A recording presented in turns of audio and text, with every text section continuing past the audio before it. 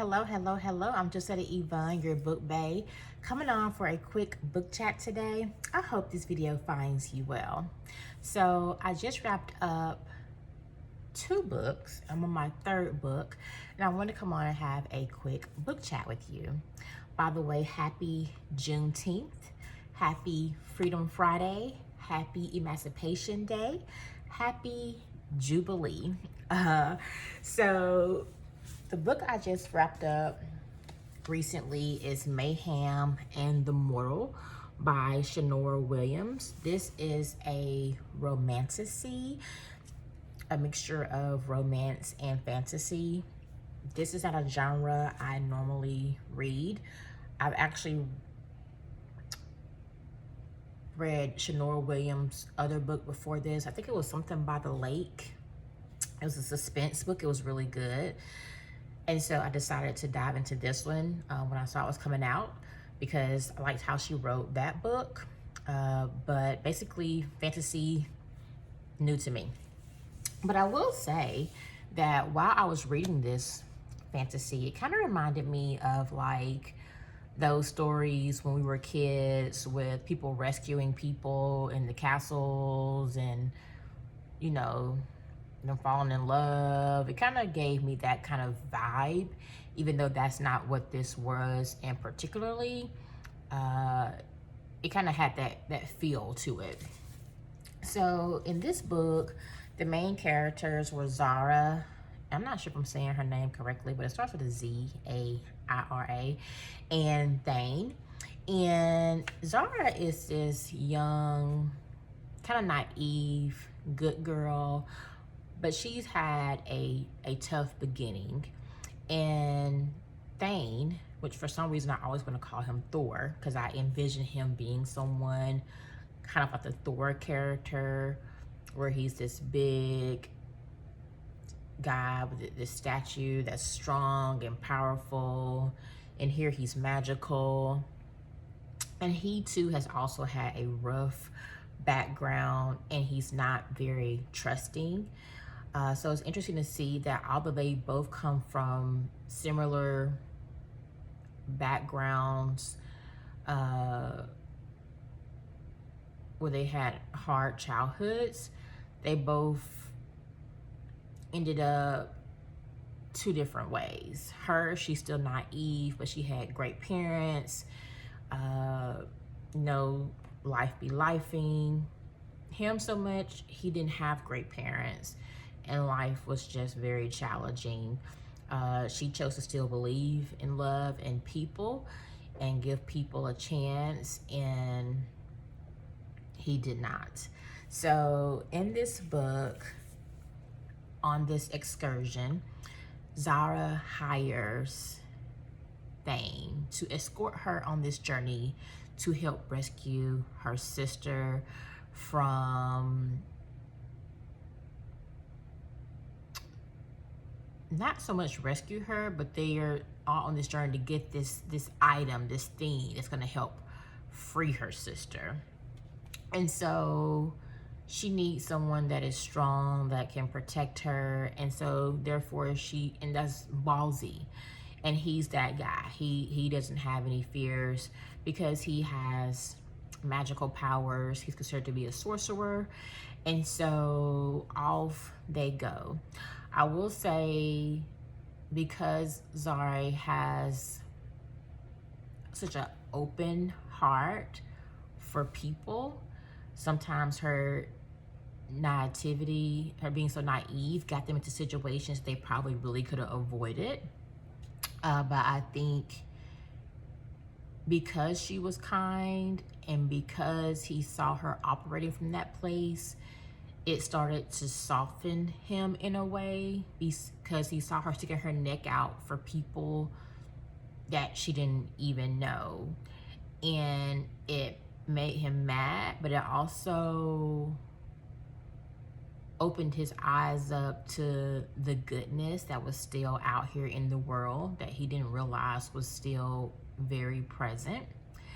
And so he begins to fall for her during their journey, yeah, he begins to fall for her. So on the journey, he begins to call her, "Oh, sweet one." Uh, they end up, being intimate, and he uses his magic on her, which I've never, even thought of someone using magic during intimacy, but I thought that was very interesting and intriguing. Uh, that they build this team together as they continue to go and get closer and closer to this place where these items are that they need. And one thing I think I really liked about the book is when they talked about valuing the kind people in your life that feel like sunshine, because it seems like that's really what she felt like to other people. It's like the sunshine, which is why people just gravitated toward her, because they could see her kindness from a mile away. The book kind of left off with a cliffhanger, so it makes me wonder if there's going to be a part 2. She doesn't say that at the end, but that's definitely what I thought could be possible. Another thing I thought of while reading this is that, you never want to judge a book by its cover unless you have walked in their shoes. Here it says, "One mission, one curse, no escape." Zara doesn't want a hero, she needs a weapon. To save her sister from a soul-devouring curse, she has to cross the shallows, a nightmare landscape of ruined magic, shifting paths and of vicious creatures that eat people alive. Her guide, Thane, Valcor. Sorcerer, assassin, walking red flag. His name clears rooms, his magic kills quietly, and whatever he's really after is not salvation. So I think this is like a great read if you're just looking for something to get lost in. It was definitely a page turner, and I think I'll try Romantasy again. I think I'm open to doing another fantasy book. As I said, I'm not a big fantasy person, but I enjoyed it, and it felt kind of like a palate cleanser. It was nice and easygoing and had a really nice flow. So check out this book here. The next book I read after that one was called Work Song. It's by Danielle Allen. She actually wrote Curvy Girl Summer, which is really a great book.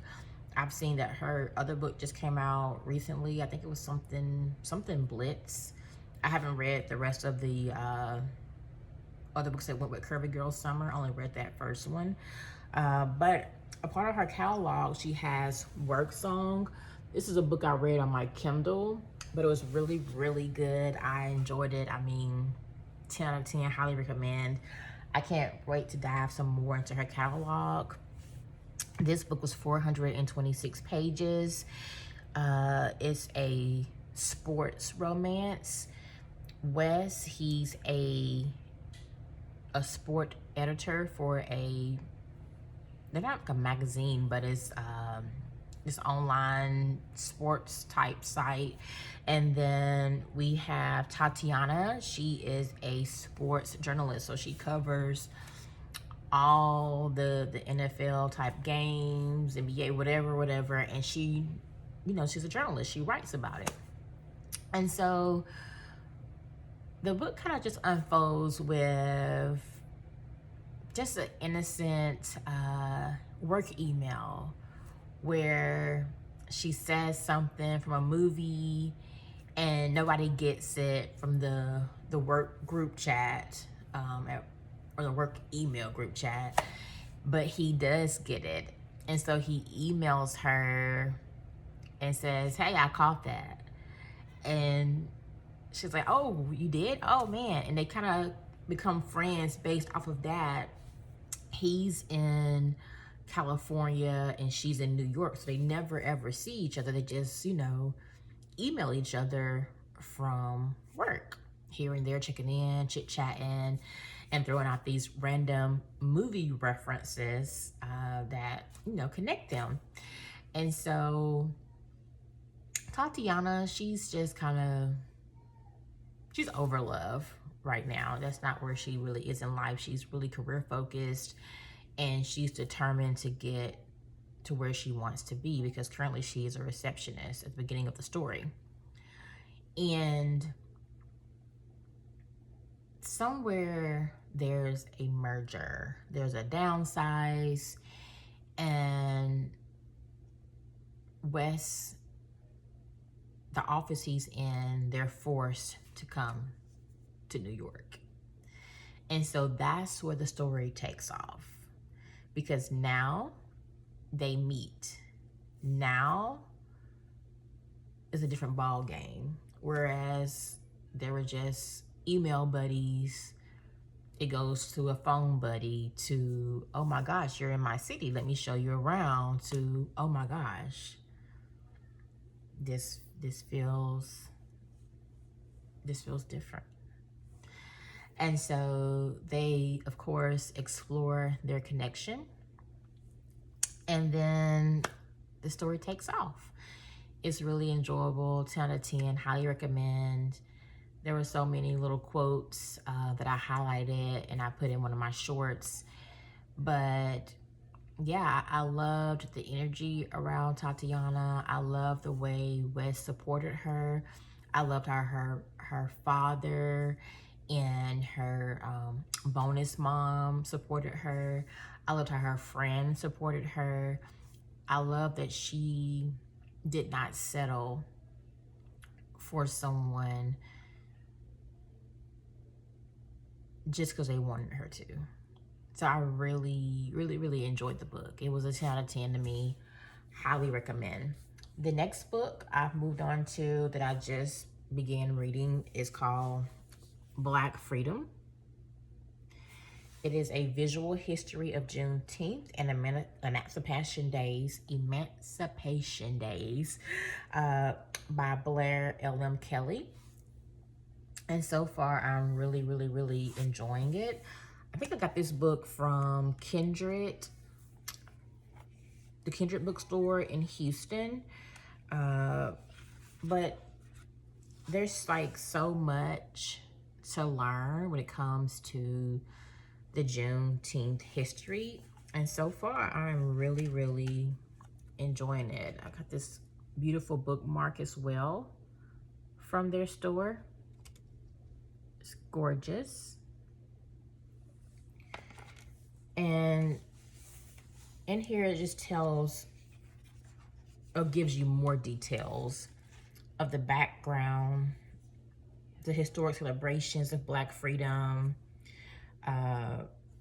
the laws that were put in place to kind of try to block the freedom initially, but also telling how we preserved the history and celebrated it even before there were pictures of it. And so I'm excited to get into this and see the pictures from the 1800s. And I've already started glancing through some of it, and I'll show you a little bit of what I've seen. But I never knew about, I know we would do at church when we were kids, they would have the New Year's watch, you know, and you go in and bring in the new year together. Well, there's historical significance to that, of why they did that, and it was based off of freedom. And on here it says, Black families gathered in churches on the eve of 1863, praying and waiting as midnight approached, marking the moment when the Emancipation Proclamation would take effect. The sacred occasion of gathering on New Year's Eve is still commemorated in Black churches throughout the nation in recognition of those first emancipatory gatherings. I had no idea that that was tied to Juneteenth.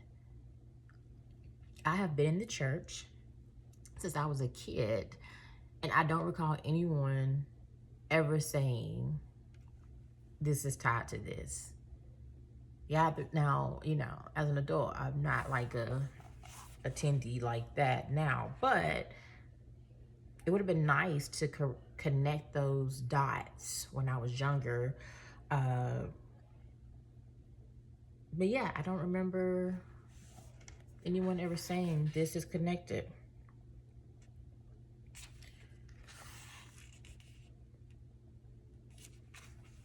It's another picture of the Emancipation, like a drawing that they put in here.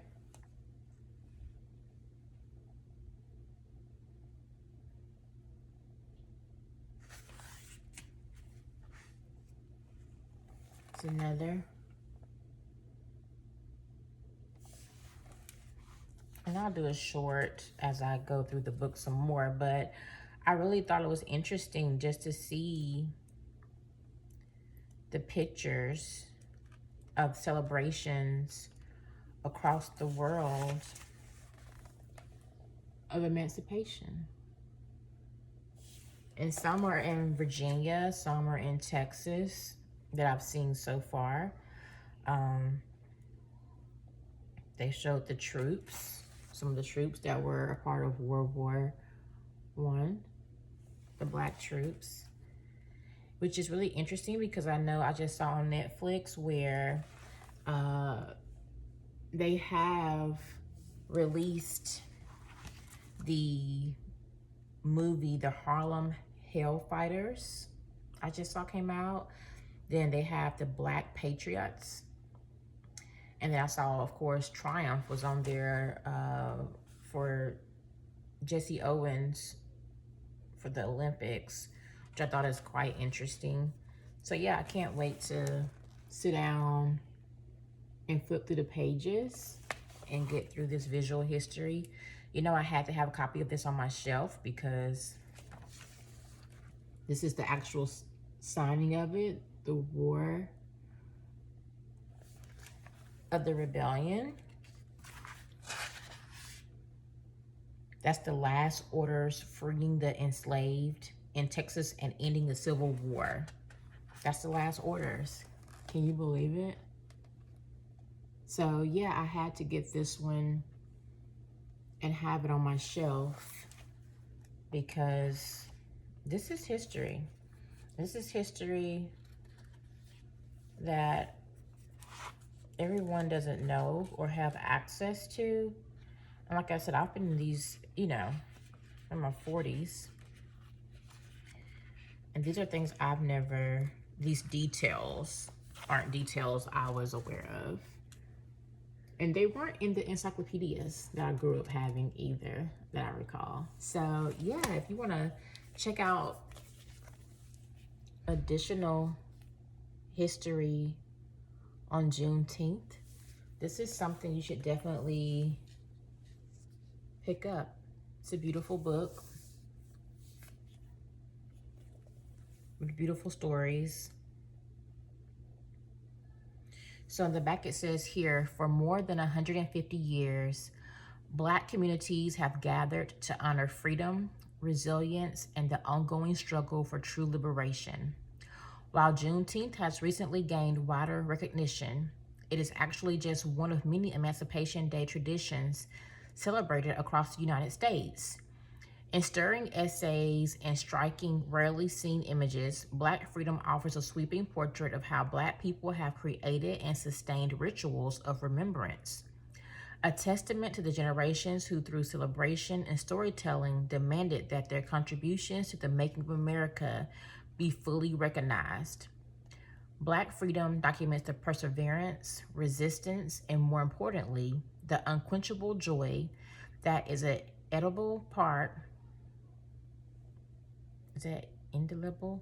I don't know, part of the Black American backstory.